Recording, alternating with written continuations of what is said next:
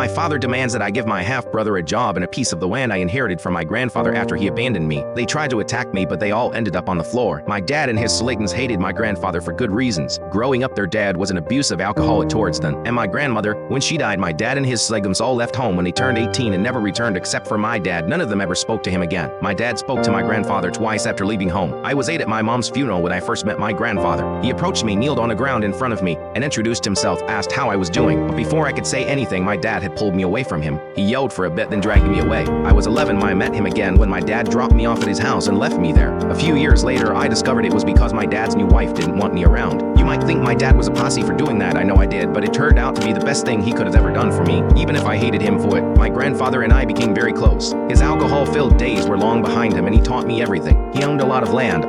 He taught me how to grow vegetables, farm, maintain the property, and look after the land, care for the animals, and hunt.